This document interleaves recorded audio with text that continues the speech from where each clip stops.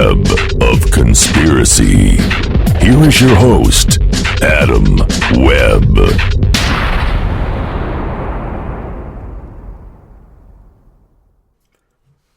Welcome to the Web of Conspiracy. I am your host, Adam Webb. It is great to be back with you again this week. Getting back into the groove here, getting back in the swing of things, trying to produce some quality podcasts here for everybody. Once again, thank you to everybody who continues to support the show, and I appreciate your feedback. Thank you once again for making this a more fun venture. I guess that's perhaps the best way I could think to put it offhand. Nevertheless, I think today's topic is one that I've touched upon a little bit, certainly back in May in a few episodes, and since I've sort of touched upon it. I wanted to get into a little bit greater detail because my own experience and what in primarily what I do outside of this. So I really wanted to touch upon this idea of a one world government that many conspiracy theorists talk about quite a bit. It's quite prominent, certainly in this field. So I really wanted to spend some time putting together an episode that discusses that. So I'm not going to be getting into cryptids, and maybe I'll touch a little bit on some UFO stuff, but this is generally going to be much more conspiratorial and certainly dealing with current events that are happening right now. So for today's show, I wanted to lead off by getting back into a little bit of the conversation in Russia and the Ukraine. Those of you, I've talked about it from time to time. I have not been getting into a whole lot of the current affairs recently. I've been trying to mix things up a little bit, but I did want to touch upon, the issues going on there, and at least some of the feel that I've been able to gather from some of my sources. And as well as some of the reports. Now, just recently there was a report that came out, a Pentagon study that determined that Vladimir Putin is perhaps autistic. Now, that would certainly make things very difficult in terms of how do you deal with someone who has this type of condition, so to speak. While it can be highly functional depending upon what type specifically, what kind of layers are involved. I'm certainly not a mental health expert, but nevertheless, this can prove to be very difficult. And it definitely reinforces a lot of common perceptions about world leaders who appear to act, I guess, out of character. They're often given this sort of label. Now, whether that's fair or not, there are plenty of historical records that seem to indicate that there's some truth to this. That being said, the situation in the Ukraine, as I speak to you, I know the German and French leaders are currently en route to meeting with Putin to try to reestablish a peace accord there.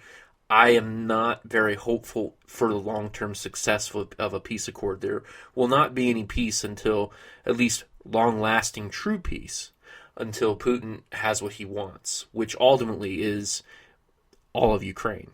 The historical value of the Ukraine to Russia is significant, highly significant.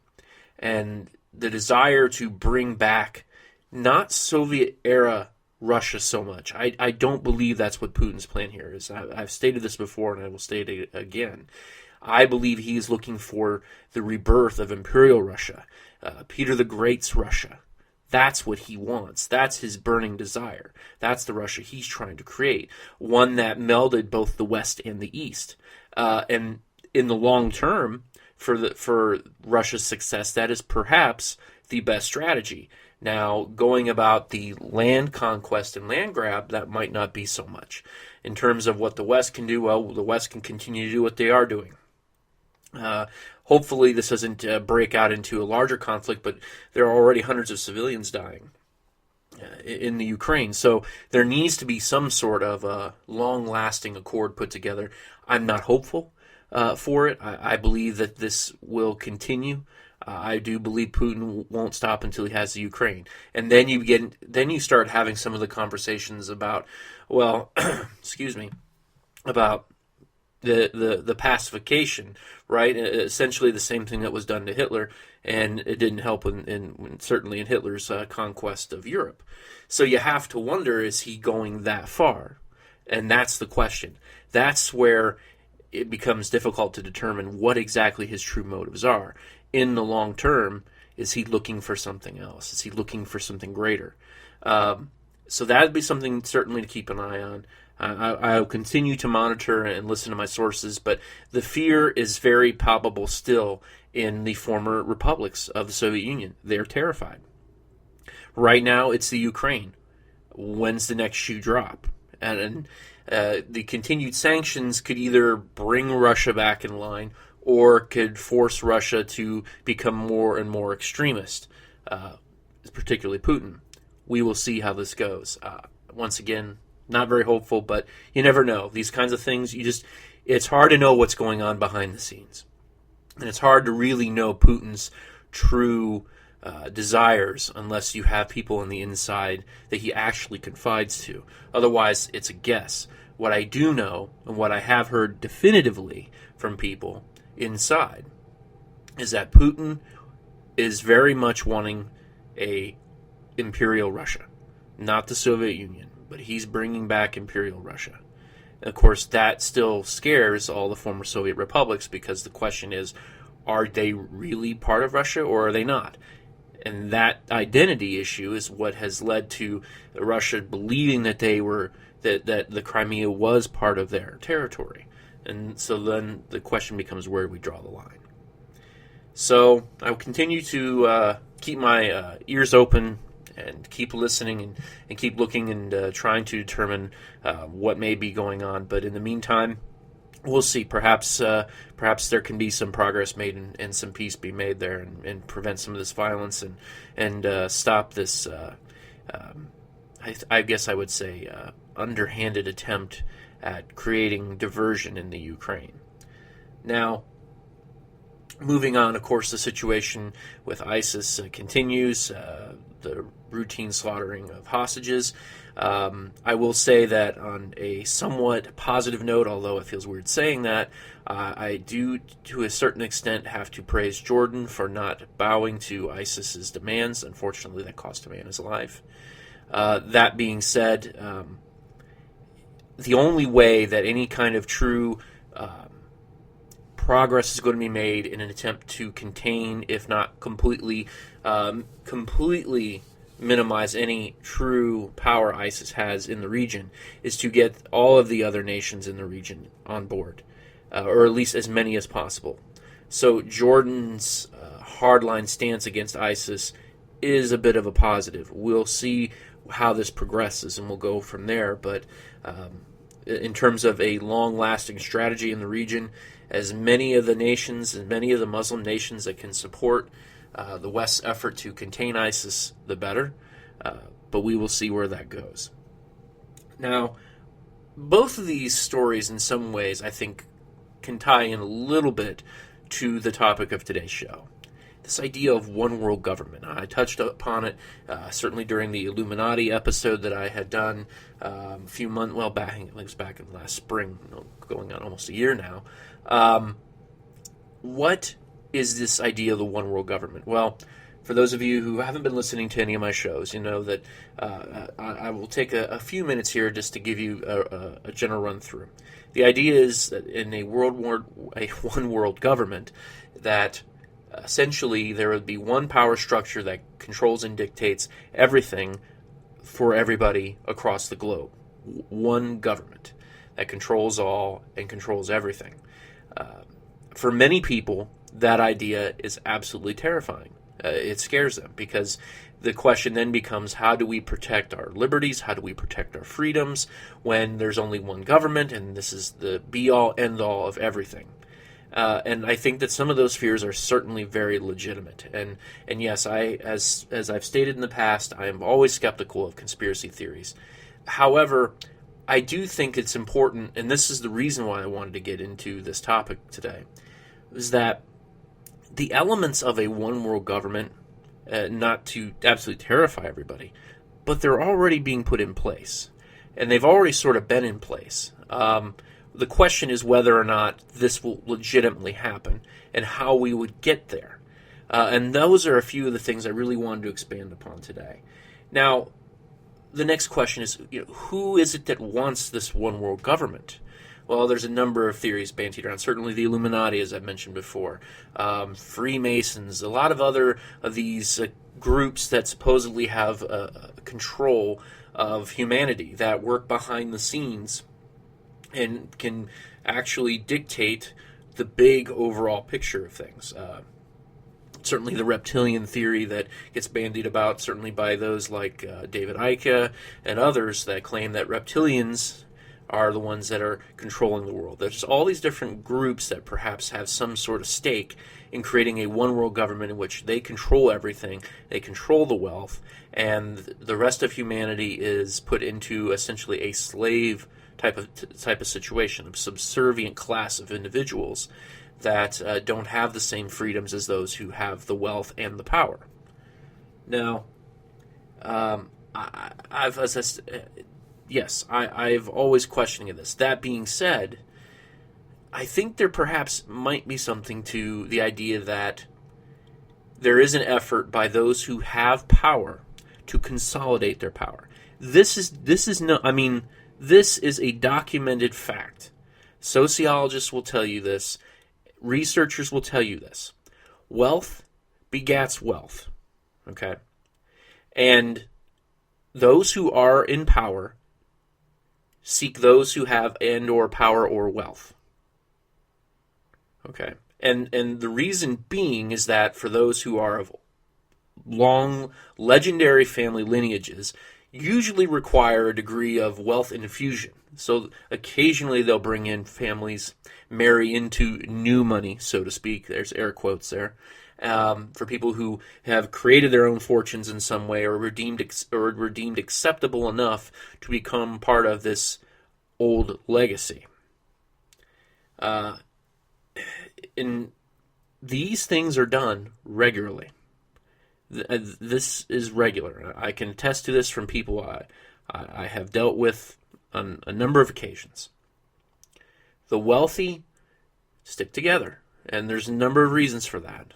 Okay, the elites, the super powerful, they want to consolidate their strength, and it's to further their own objectives, whatever their objectives may be. And this is where I think some of the steam for the idea of a one world government really gains momentum, is that, well, perhaps these families, all in some ways being many ways very related to each other, they all have a common goal, and that's to solidify their positions, to exact what it is that they want, and to continue their strength and their lineage and their wealth, regardless of how that plays out for all the other pawns in the game. Okay? And most of us being pawns. So, why would there be a one world government? What would the purpose be of a one world government? Well, the purpose would be that for those who are of the wealthy and the powerful to not only solidify their positions, but to continue to grow and gain more power. Now, for those who believe that there are specific groups involved, like reptilians or something else, it's about global domination. In particular, the reptilian story is the idea that these reptilians will retake the earth and take control, and that we'll be a slave race again. For other groups who maybe interact or work with them, they'll have their own special roles. And then for those who believe that these other individuals they're essentially creating their own power structure for their own desires and ends, whatever those may be. And for many, it's still questionable, other than to become super wealthy and super powerful and essentially control humanity. Now, why? That's the question I think that we should be asking, truthfully, is why do those who have that much power and those who have that much wealth, why would they need more? Well, there and again, I think we can get into a little bit of what I had mentioned in discussing Vladimir Putin. It's very difficult to get inside the mind of somebody who perhaps has some mental health issues. And for those who have been in some of these bloodlines that have been interbred, it is very documented that there are certainly mental health issues. And it's hard to get inside the mind of someone who's egomaniacal enough to feel that they deserve to control everything. that they have the ability and the means, and they know what's best. That's a scary proposition to try to get inside the mind of somebody like that. And to have somebody like that who then has access to resources as such, it becomes even more frightening. And I think that's the thing that really resonates with a number of people when you talk about this idea of one world government that's either controlled by a group of individuals or one individual, or whatever the case may be, is the desire to exert that kind of control. It comes from someplace deep-seated. It comes from something else other than the normal reaction, which is why the reptilian thesis gets so much play with this discussion, is that they're not human. That's why they don't think like humans. They don't have human thoughts. To me, I think it's even more frightening to think that it could actually be just a regular human have such a desire to exact that much control over other humans. Yet our history is littered with examples of that happening, and relatively recently, I might add.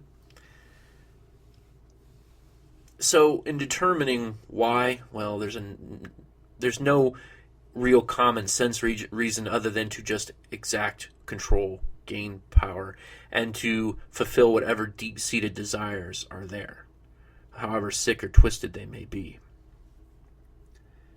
Now, this is where I really wanted to... This was, I guess, the motivation for me is the how. How would a one-world government happen?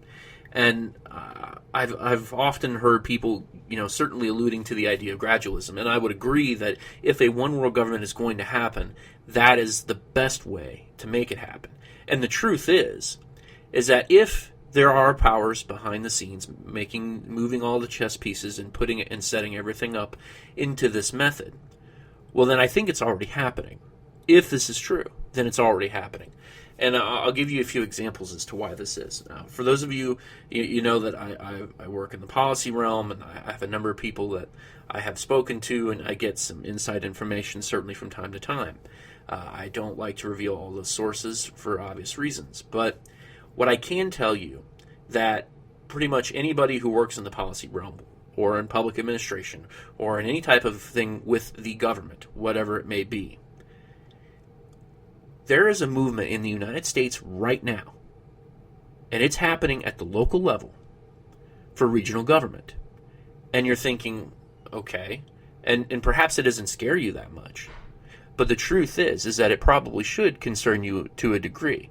And the reason being is that many of these ideas of this regional government, okay, where you have this, where there's essentially a region, a collaboration of a number of other smaller governments working together for a common objective. This sort of approach is occurring more and more on the local level. Now, any of you who live in metropolitan areas will know that these are already existing. You already deal with regional governments, in many cases operation of basic services, such as 911 services are often being put regionally now. Any type of emergency management services are being done regionally. Everything is moving to a regional basis. Now, your immediate thought is, well, how is that bad? How does that get us to a one-world government? Because if you look at this gradualism response, the idea of creating a regional government at the local level that seems relatively benign, that actually seems to be more effective, which in many cases they would be, and is certainly more efficient and certainly more cost efficient. So if you can get the public behind the idea of creating regional government at the local level, then perhaps you can really sell them on the importance of doing regional government, maybe at the state level, but even at the national level. And there, for those of you who, I know that it's kind of been out there for a little while now, but certainly the North American Free Trade Agreement, NAFTA, is signed into law a little over 20 years ago. That certainly set off the first fear of this one-world government. Well, because you have a structure put in place between Canada, the United States, and Mexico, that all of these countries can work together and create a structure in which there's trade between these nations. It puts together the skeleton, so to speak. And those same fears were carried forth into the creation of the European Union and even into the BRICS nations that currently going on right now. This is a new organization with, well, not new so much, but recent, with Brazil and Russia and India, and a couple others certainly. So these organizations, these regional forms of governments, they really are, in a sense, a way of paving the way for a one world government. Being that if we were, for instance, in the United States, which is where I'm located, if the United States, Canada, and Mexico were to agree on becoming a regional government, with, say, D.C. being the center of power, and Canada becoming part of the United States, and same with Mexico, creating some new umbrella country or nation, state, or whatever you want to call it, conglomeration. If this were to happen on a every level scale, this solves a number of problems, particularly for a number of the for each of the nations, especially for the United States and Mexico. Certainly settles an immigration debate, because there would be no such thing as immigration, at least not for Mexico anymore. They would be citizens. And I think for many that fear, certainly very number of conservatives are very concerned over that. However, if you were to open it up regionally, there could be a number of benefits in terms of economics and business, and open up markets, particularly even in parts of lesser developed parts of Mexico, that could be a huge advantage for corporate America. So there are benefits for the machine in creating a regional government. For individuals, well, certainly for a handful of individuals, the super wealthy, by all means. It's huge economic opportunities that could expand if you create a regional government. No different than if you were to do that throughout Europe and anywhere else in the world. When you expand into one umbrella, it changes the game. And for me, from my perspective, if you really want to look at what's going to pave the way for a one world government, well, then you look no further than the idea of regional government, because in the United States, certainly, this is already happening with your water authorities, with a number of other local governments. You're already in regional policy making. You're already thinking more than just where you live. You're also having these organizations are also running dictating services for people that live maybe as far as 50 miles away from you, 60 miles away from you, because it's a regional authority. So if you can prove the effectiveness of this on a local level, which it is incredibly effective on a local level. It saves districts tons of money, and in many cases still provides services fairly well. Not in all. There are certainly exceptions, as there are in anything. But that being said, if you can prove the effectiveness of local regional government, taking on a regional stance at a state level in the United States, where perhaps you start conglomerating states. Perhaps you have Utah, Colorado, Arizona, and New Mexico creating one conglomerate state. How would that change things? Well, it certainly could open things up, particularly for a state like New Mexico, where there's a number of underprivileged, and there's certainly an education gap there. So in terms of what you could do financially for those individuals, there's some potential benefit there. It'd certainly be a way of distributing wealth. So there's a number of reasons that you should be a little concerned about the possibility that perhaps the structure is already being put in place. Perhaps it's already there, that we are already looking at this one world government in which it's being planned, and the idea is, well, we're going to start this off slowly. So say then we have regional governments in the United States and throughout the globe. What is the next step? How do you then transition from a regional government to a one world government? Well, once again, I think the gradualism still continues to be the dominant force, but perhaps it's just a matter of escalating conflict, right? Well, we have these conflicts going on here and here, but it would be best if we all just worked together under one umbrella to squash this stateless threat, such as an ISIS, for example, which is not governed by necessarily, yes, certainly they identify with Iraq and Syria. But to be foolish enough to think that that's completely the only place where they're located is very short-sighted.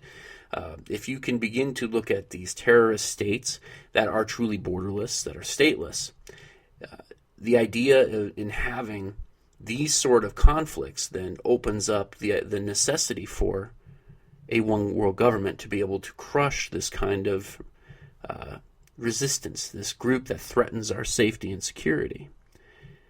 It's a compelling, very compelling idea that for a number of people in the conspiracy realm, it terrifies them, because how far away are we truly from this?